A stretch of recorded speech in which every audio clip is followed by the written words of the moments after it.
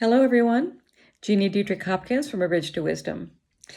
Jesus has asked that I give him a moment to share with you. So I'm going to withdraw and let him come through.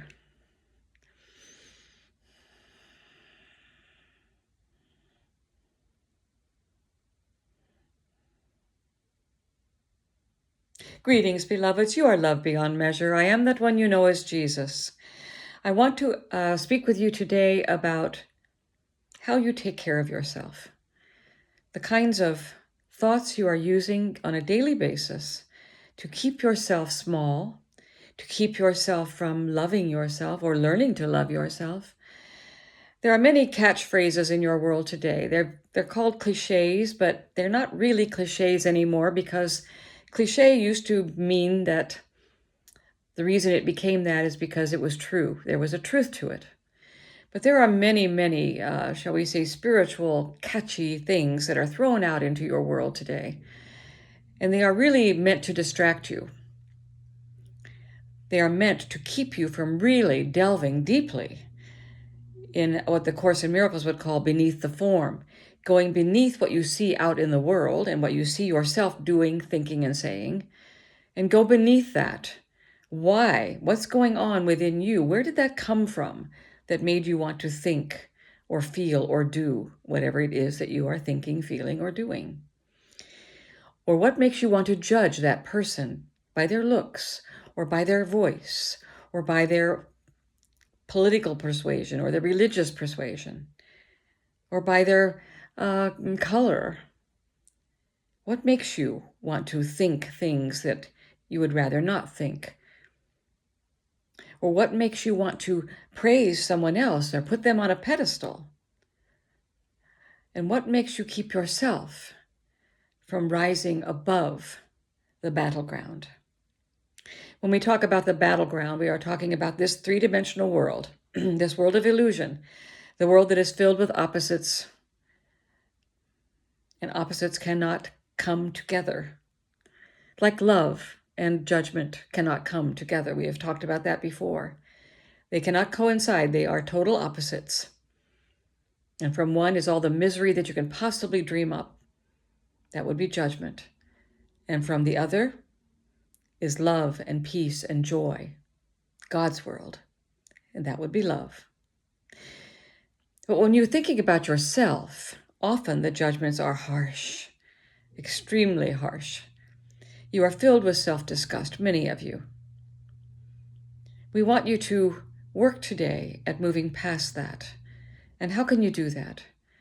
Well, you do by asking yourself, where did that come from? Where is that? Where is it in the world of love that would validate your need to be disgusted with yourself? There is no validation anywhere in God's world that the Son of God could be disgusting. For that to happen, God would have to be disgusting because you are one and the same. You are one with God. He lives in you. You live in him. That is the way it works. So he is filled with love and joy and harmony, and so are you. If you are filled with self-doubt and criticism and self-hatred, judging yourself unmercifully, then you are not living of God. You are living of the ego. And the ego is the battleground. So how do you get out of the battleground? You choose love instead of fear. You choose love instead of hate. You choose love instead of judgment. That makes it sound very simple, but it is not. It can be complicated because the ego is complicated. And your body is basically the ego, and you move right now in your ego. But if you see yourself as you are in truth, you will know that you live, move, and have your being in truth, which is God, which is love. The consciousness of love is what this one likes to call God. It is truly the overriding principle of this entire universe and many others. God created the world and the worlds beyond that. Ad infinitum, beloveds. It goes on and on and on. This world will end. This is not the world made by God. This is the world made by you. It will at some point end. But God's world is infinite, and it is nothing but love. That is the truth. There are no cliches in that.